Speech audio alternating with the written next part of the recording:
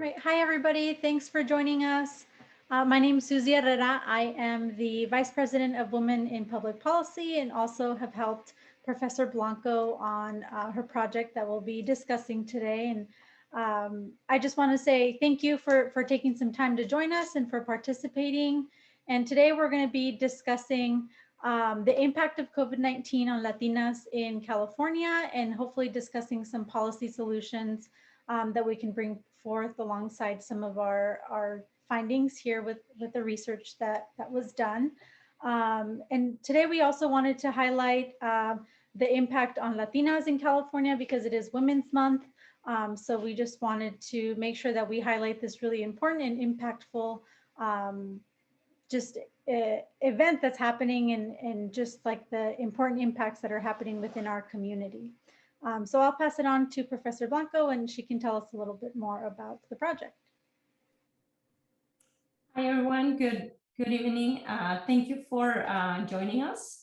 I am very excited to have the opportunity to work with you today. We want to share with you, next slide, Susie, please.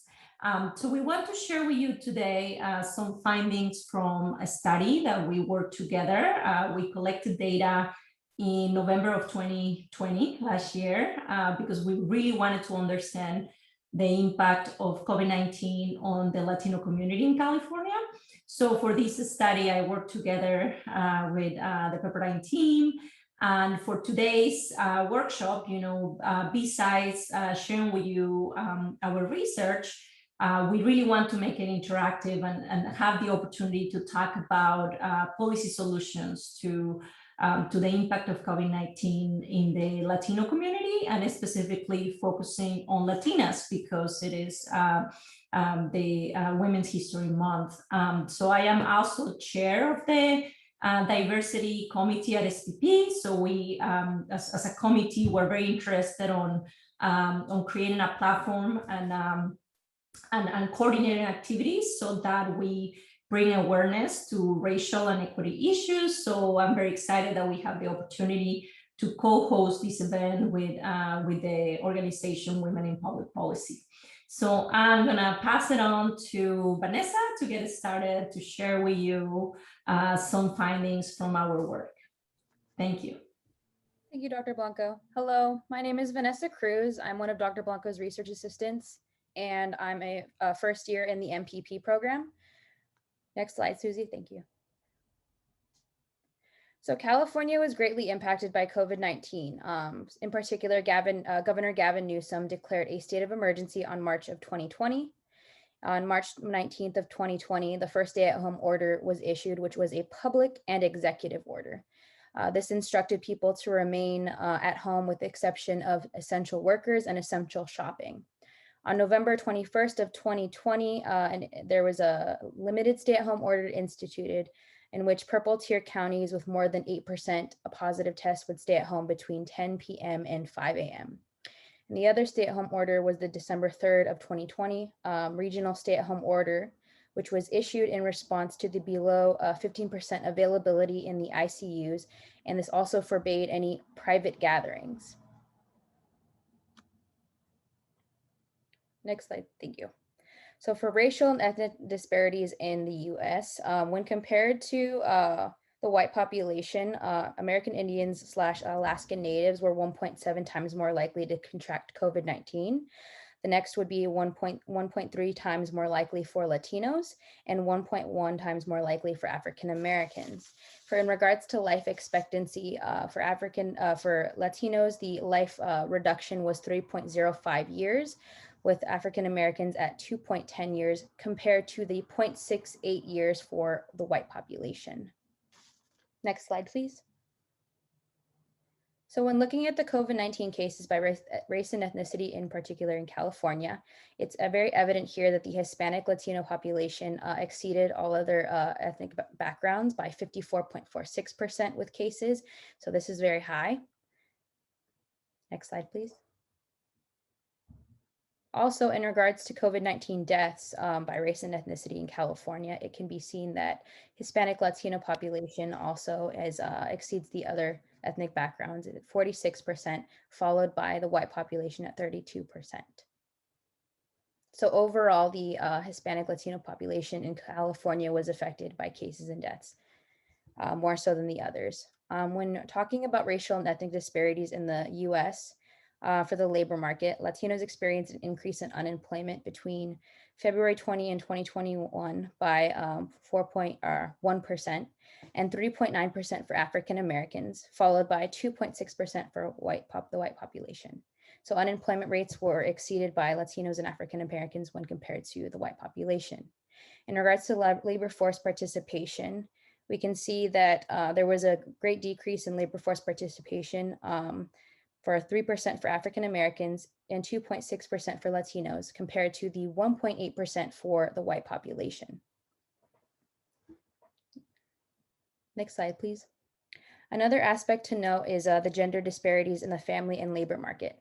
It has been found that mothers act as sole providers in comparison to their male counterparts, especially mothers between 40 to 45 years of age with apparent increased psychological distress. While schools are closed, the demand for childcare falls on mothers and as a result has interrupted their labor force participation rates. Next slide, please. Here for the average unemployment rate by race, ethnicity, and gender, we can see that there are apparent differences.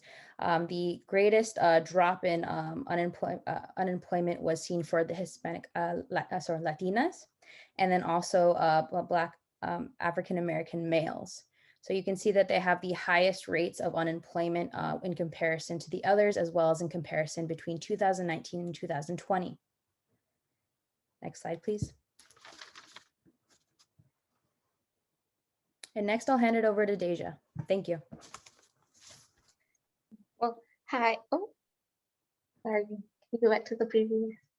Hi, my name is Deja Frederick, and I assisted Dr. Blanco with the quantitative analysis for this study. I'm an MPP candidate for the class of 2021. Okay, ready, Susie. Okay, so for the demographics of our study, our participants were 69% were women. The average age was about 38 years old. 95% of them spoke English. 76% were married or cohabitating with a partner. 51% had one or more children. 85% had health insurance. 86% were working out of all of those participants. Majority of our participants have reached an academic level of some college or associate's degree, which is about 75%. And the average household income was between $40,000 and $59,000. Next slide, please. Okay, so we conducted some significance tests for this study, and we were able to find 3 significant indicators. And so our first one was that if participants were able to set aside emergency funds. And so we compared the before COVID period to the during COVID period. The before period was 2018, and during COVID was about October 2020. And so we found that emergency funds were significant before. Only 27% of the participants set aside emergency funds, as opposed to during COVID, 42% of the participants were able to set aside emergency funds. We also found that the financial well-being score was also significant before and during COVID.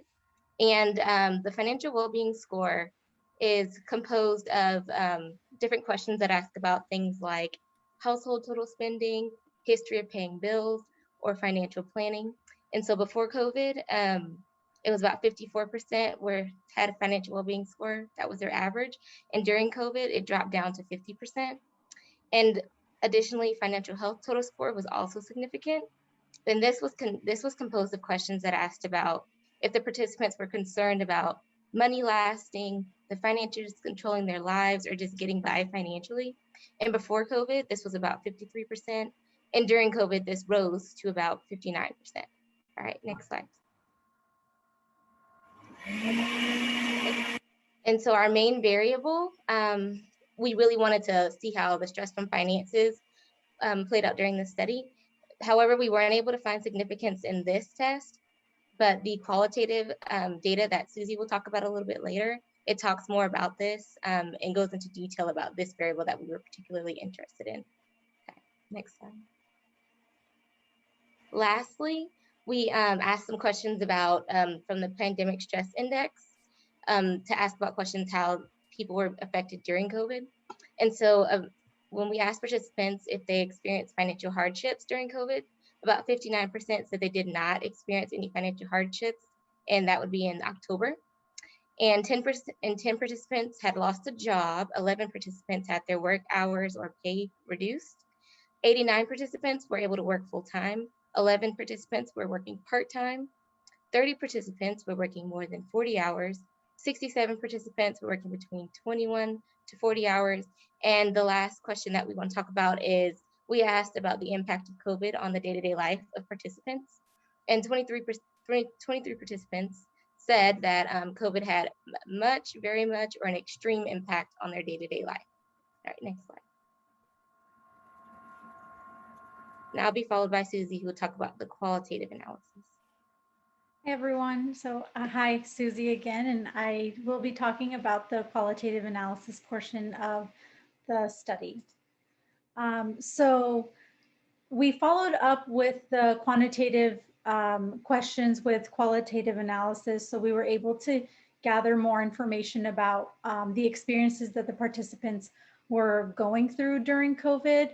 So we asked participants to share about their personal experiences related to their household finances. We also asked questions related to their stress levels and how that related to their finances, and a question about how COVID-19 specifically impacted their finances during the month that we surveyed. So another important note to mention is that we surveyed participants about 7 or 8 months into the pandemic. So they had already kind of been in the depths of the COVID-19 pandemic. So I'm going to talk about just a couple of the themes that rose from the qualitative data that we collected. So the first theme that arose was the theme about how COVID-19 impacted the labor market and those experiences that our participants went through, and also how COVID-19 impacted their personal finances. So as we all know, there were a significant amount of community closures, and those closures happened mostly in the non-essential businesses, which resulted in significant job loss for a lot of people in our communities. And these significant losses resulted in significant financial losses because people were not, they didn't have jobs. And so a lot of participants talked about collecting unemployment benefits, but a lot of other participants also mentioned that they didn't have access to unemployment benefits during this time. So I'm going to read a quote that one of the participants mentioned, and just how they experienced this, I guess, theme. I'm still on unemployment, and it was difficult to make all the payments, especially since the extra money got taken off. I'm making less than my bills, so I've had to start getting from my savings. So this participant in just specifically was able to get access to unemployment, but another thing that was mentioned in many responses was that the unemployment benefits weren't as much as their actual salary. And so they weren't able to, have any extra money. And in some cases, they weren't even able to pay all of their bills just because it wasn't sufficient to cover the bills. And a lot of people actually began to lose some of their savings because they had to dip into their savings account to pay for the residuals that unemployment didn't necessarily cover. The second theme that arose was stress about future financial stability. So there was a lot of uncertainty about, when businesses would open up again, when schools would open up again, when families would be able to, go back to work and go back to a quote unquote normal life again. And a lot of these families were accruing debt without really knowing when they would be able to really pay it back. So, and I think that that's something that we're still kind of experiencing, where we aren't really sure when things are going to open up again. There's really no set date or anything like that. So I'll read you the quote that it kind of shows this theme here. I have not been able to work since March due to losing my job with the pandemic. I'm stressed out because I do not know when I'll be able to find work again. I'm worried about not being able to pay my bills when EDD cuts me off. And EDD, refers to the unemployment benefits. So this participant specifically didn't necessarily know, when they would be able to go back to work. They've lost their job for many months, and so they have to worry about, can I start paying my debt, or am I going to continue to accrue debt without necessarily knowing when I'm going to be able to go back to normal? One of the last big things that came up was the women's experience under COVID-19. And so we did notice through the responses of our participants that many women have left the workforce to care for their families and their children. A lot of participants also mentioned having to take care of sick family members, and having to take on that responsibility and having to care for their children because schools are closed and lacking access to childcare. And then this also left partners or their partners as the head of household. So the quote that a participant shared with us is, when the lockdown began, I was forced to stay tutoring my children who were unable to attend school while my partner worked. So for about 3 months, we relied on his income plus our savings to cover some, not much of our expenses. So this participant had to stay home and take care of her children while their partner was out working. And so they had to, instead of, living off of two household income, so they had to, narrow it down to one and dip into their savings, kind of like the other participants had mentioned before. So some of the takeaways about collecting some of the qualitative data is that we were really able to learn more about the participant narrative and learn more about the experience beyond the numbers that were collected, and we're able to provide some of the rationale behind what was happening. And it helped us to put a story to the experience. As Deja mentioned, some of her numbers, we saw like a decrease in stress, but we kind of noticed that, there's a shift in viewpoint. And so we were able to kind of fill the gaps as to like, why weren't the numbers really explained? And so, and also, it's important to note that it's important for policymakers to have this kind of information so that we can make more informed policies and to make policies that are more impactful for our communities. So with this, I'll hand it off to Professor Blanco so that we can begin to talk about some of the policies that we could potentially, create to inform this problem that we have presented today. Thank you, Susie, Deja, and Vanessa for sharing our work with the audience. So the plan for today, as I mentioned, we really want to make it interactive. We have looked at the problem, we have looked at the data, we think about solutions, but we really want to talk to you today about, what are some potential solutions, right? So we have a breakout activity. So we're going to have 2 breakout rooms. I'm going to be the leader of one of the breakout rooms. I'm going to be the moderator of that breakout room. And then today we have the opportunity to invite an alumni who has a lot of expertise in this area. So I want to introduce you briefly to Mrs. Evelyn Alleman.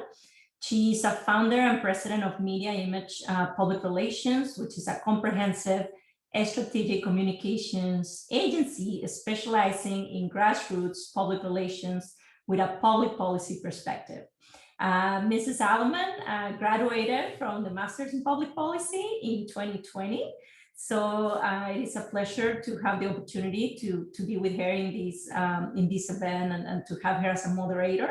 So the plan for us is she will moderate one room and then I will moderate the other room. So the activity will be that for 3 to 5 minutes, we want you to brainstorm ideas. We want to be as creative as we can. Some ideas might sound crazy, and that's okay. I think that when we're looking for policy solutions, it is very important to think outside of the box, right? So for 3 to 5 minutes, I will say maybe in the chat as you go into your breakout room, we don't have time to do individual introductions, but maybe in the chat, people can write, whether you're a student, a faculty, a staff, or a Pepperdine friend. I will think it will help us in the breakout room if you can do this sort of introduction of yourself. And then, so for 3 to 5 minutes, we'll come out with a creative solution just come out with a list, right? So be creative. And then once we have our list, Then we'll have another 3 to 5 minutes to discuss, as a group, what will be the best solution, right? And we're going to use a framework that we use in the classroom. So some of my students in my capstone are familiar with policy analysis. So we are going to be using a criteria. Again, it can also be done more in a conversation, but the idea here is that we want to use 2 criteria to evaluate, what will be the best solution we want to reach as a group. So the 2 criteria that we want to talk about is equity and efficiency. So at the end, we want to come up with a policy solution that give us, the best in terms of equity and efficiency. And then we will come back as a group, and then each breakout room will share, their proposed solution with the audience for like 3 minutes. And then we will have the opportunity to get Evelyn Alleman to do the concluding remarks. She has been working with Latino families through the pandemic. She has done a tremendous amount of work trying to provide resources and support to these families who have, as you saw with our study, really struggling, right? So I think that it will be very good to hear from her. And then if there is time, we might have some sort of discussion or questions as a group if there is time. But again, our goal is to make it interactive for this second half of the event, okay? So, so I think Melissa will be sending us into the breakout room, and I will say, make sure in the chat of your breakout room, you write your Pepperdine affiliation, and then let's get started with the brainstorm. There is going to be one breakout room note taker. So Susie and Deja will be taking the lead in note taker, and they will be sort of like the reporters who will come back with the proposed solution. And then one more thing, I think because we're a big group, as you want to kind of have this conversation in the breakout rooms, we're going to be using the reaction. So like to raise your hand, I think it's easier for the moderator to see it with the reactions. And then also, I think at the end, when we're trying to come out with the best solution, we might use a reaction of like the thumbs up or the thumbs down to kind of come out with some sort of countdown in your breakout room so that you can come back and report what is the best solution. Let me share in the chat I'm going to share in the chat the Google document that we're going to be working as a group. Again, the note takers are the ones who are responsible for writing on the Google document. So you have the link there. Everyone can sort of edit and view it. But to set the rules here, Deja and Susie will be the note takers, okay?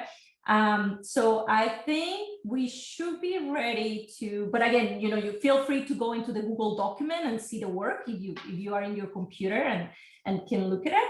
So, but let's get into the breakout rooms, Melissa. Thank you. Okay. Breakout rooms are opening now. You should see a box appearing on your screen. Okay.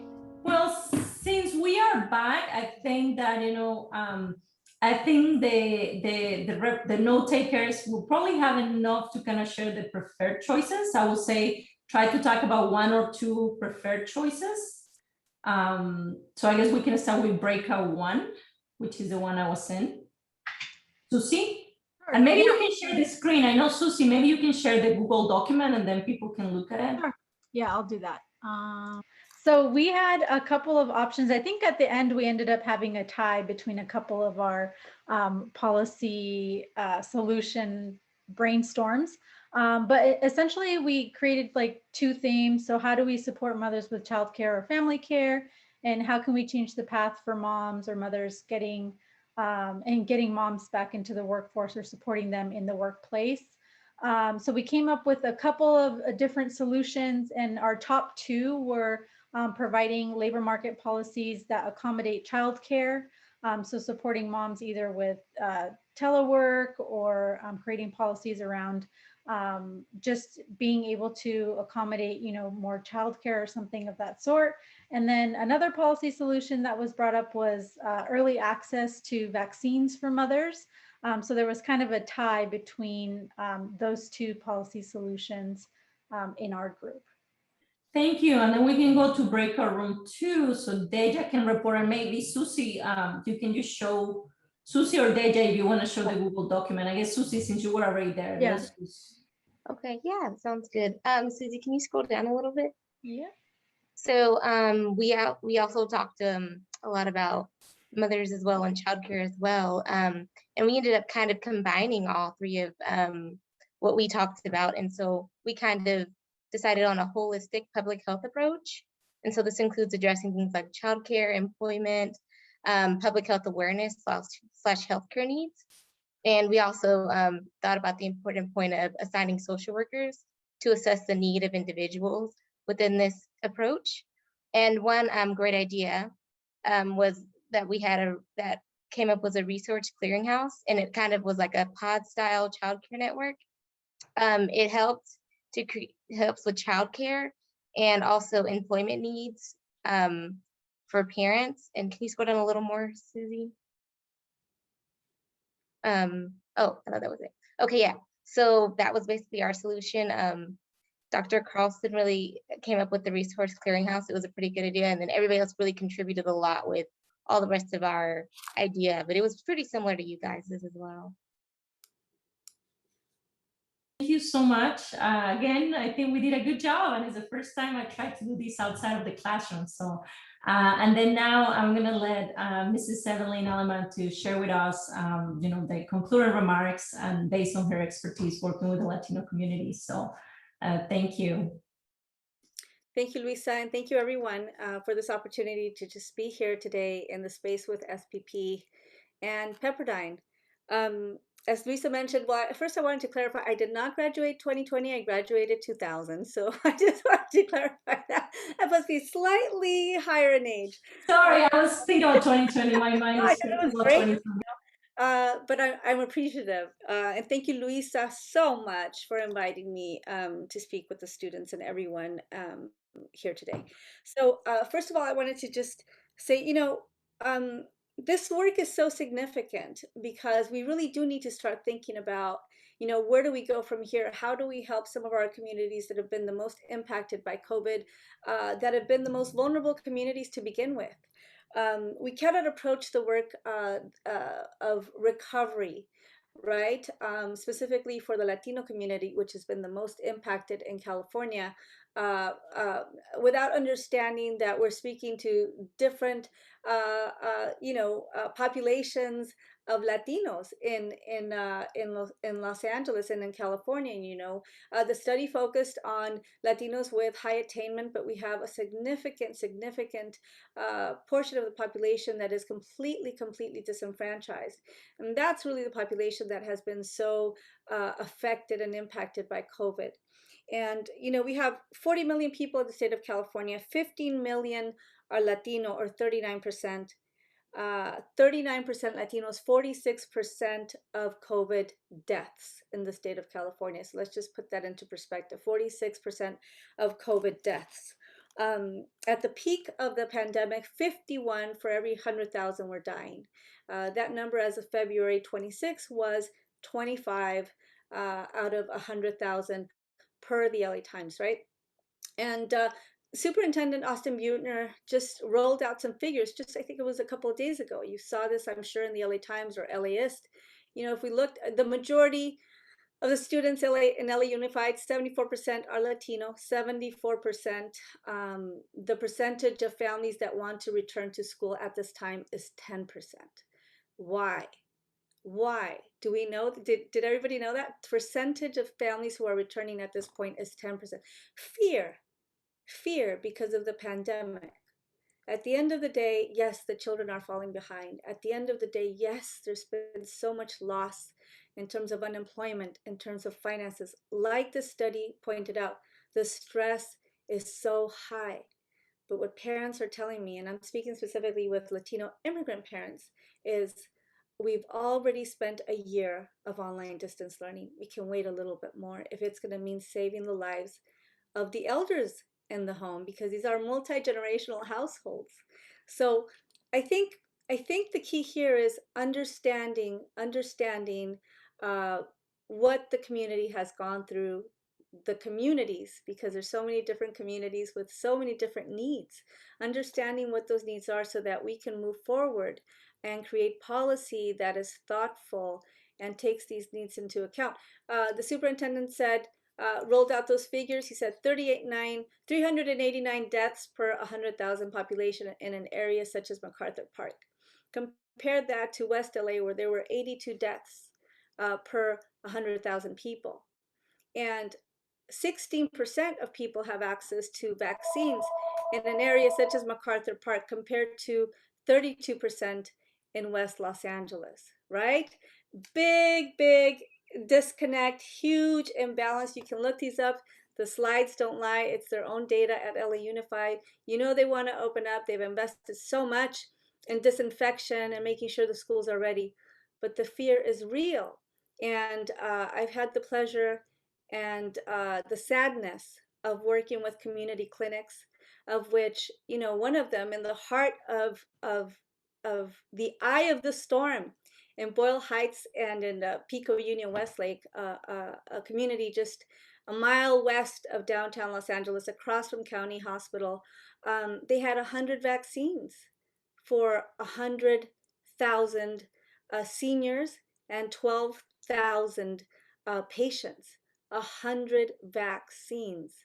So we are talking about some real imbalances here that we really need to address in terms of health equity, in terms of education equity, so that the community can get back on its feet, it can recover, it can find the employment that it needs to survive and make that reality of the American dream come true for themselves and for their families.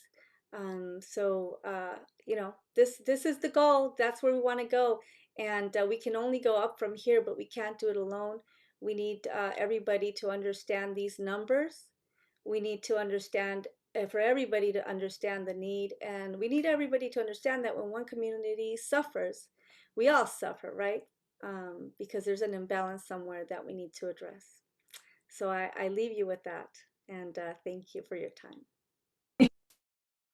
Thanks, Evelyn, for your insights again. You know, so thankful to have you here, given your tremendous work you're doing in the community in this area. So I think because we have time, I think, you know, we can have some questions from the audience for like 5 minutes, I will say.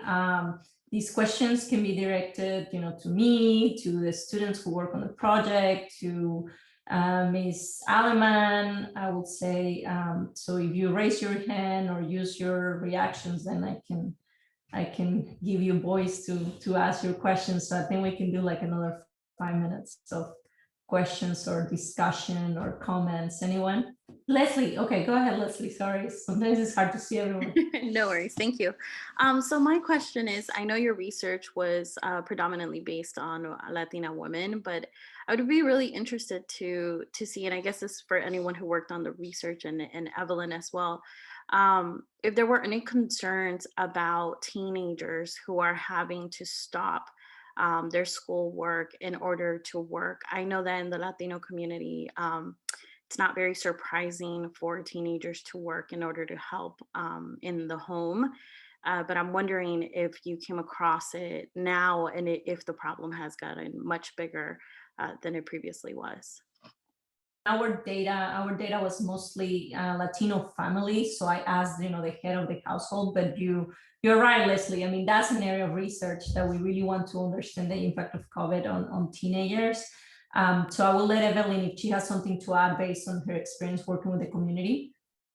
Yeah, I work a lot with schools, public schools, as well as public charter schools. And I can say to you that that's been the biggest shift that they've seen in the high school population of Latino students. And by the way, the Campaign for College Opportunity, look them up. They have, I think they have a recent report either coming up or just came out. Yes, Audrey Dow is leading that work.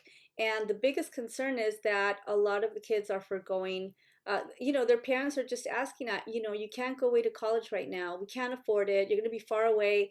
You need to stay here and help us. You need to work to help.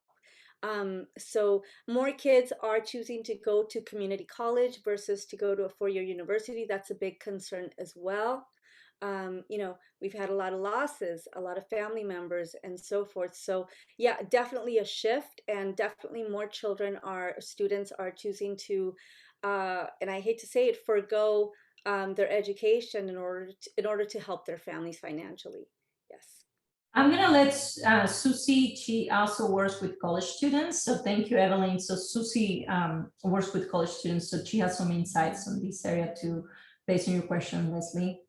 Sure. Yeah. So Leslie, I think that that's something that's really great to bring up. I work in the community colleges and I work within social services in the community college specifically. And so we have encountered a significant amount of students who have either decreased the amount of units that they're taking just because they have to help out, their families with taking on some of the additional burden of like having to pay for rent, or mom lost their job or dad lost their job, or whatever family member which was head of household lost employment, and so now they're having to take on additional hours.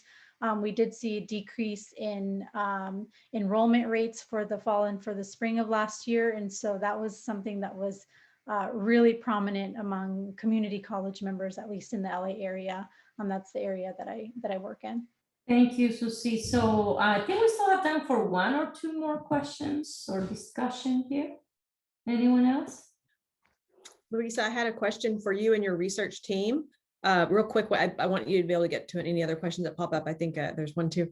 But what's the next step for your research? Are you planning to publish your data, publish your findings? Are you going to draft some policy recommendations to specific groups? I'd love to hear your next steps.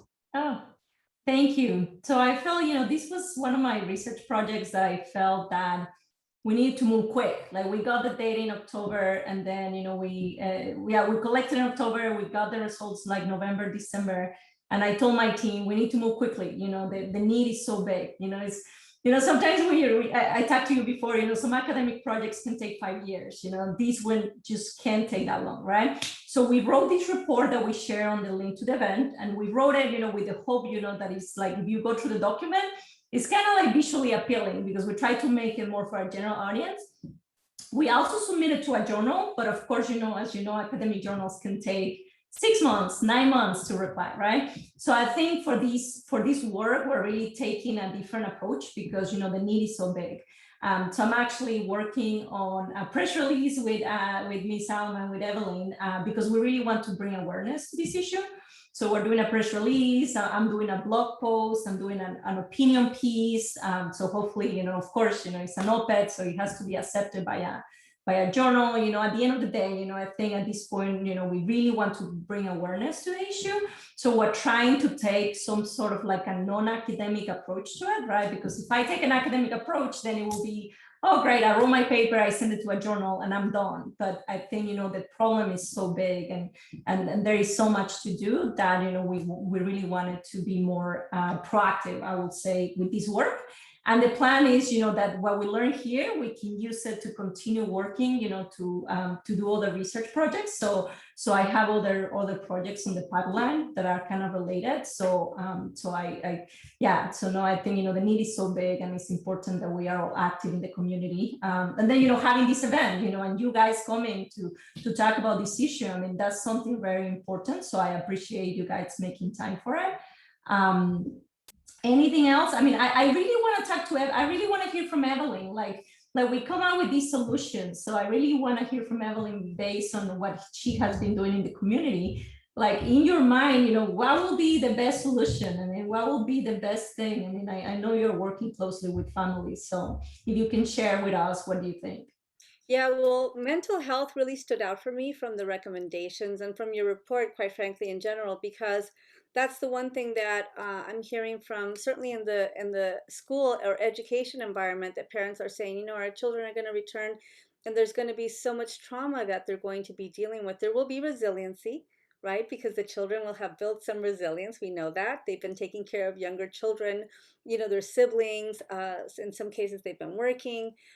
So that's something we can celebrate. But at the same time, we've had a lot of losses. So how are the schools prepared? Are they prepared to provide some kind of support? And how does that work? Because, parents are sharing, if a child has health insurance and they have access to a school psychologist, if they don't, so they're, if they don't quite, so there are some questions around that. How is that going to work out within the schools and at every level? The other thing is, how do we support, you're showing that so many women have left the workforce because they're caring for their children. We know that, right? As working mothers, many of us, especially the ones with little children, how do we support those women? How do we help them re-enter? At what point do we help them re-enter? And what kind of mental health resources will be available to them as well as our male counterparts? How do we just support everyone overall, but specifically those most vulnerable populations that have lost, 2, 3, 4 family members. I have one mother who said to me, I'm on burial number 4 because of COVID.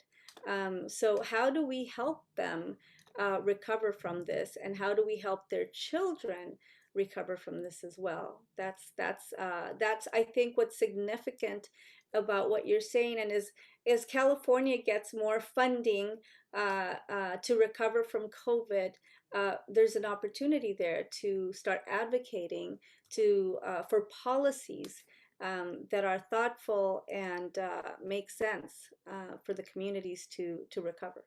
Thank you, Evelyn. I think, you are so wise, and I think, we really appreciate your work in the community. And I don't know, like at some point, if you want to share on the chat your Facebook group, or, some of the information of the type of work that you're doing. I know we do have a lot of students who are very interested in education policy. So feel free to share. Thank you. Yeah, so, or maybe, maybe Melissa, to those who came to the event, she can share some of the links, the link to the report, and then some link to some of the work that you're doing. I know you have a lot of things going on. So I want to thank everyone. So it's 5:58. So I think we did good with the time. I have to say that I was very anxious. I was like, how are we going to manage to do this? And it's the first time that I do an interactive event. So I really want to praise everyone involved, because I think it was a great hour. I really had it was very insightful, and thank you for taking the time to talk about this important issue. And I hope we all go out and do our little part on this important duty of helping to address racial and ethnic disparities and gender disparities, right, due to COVID-19. So have a great evening, and thanks everyone until the next time in class or together in another event. Thank you.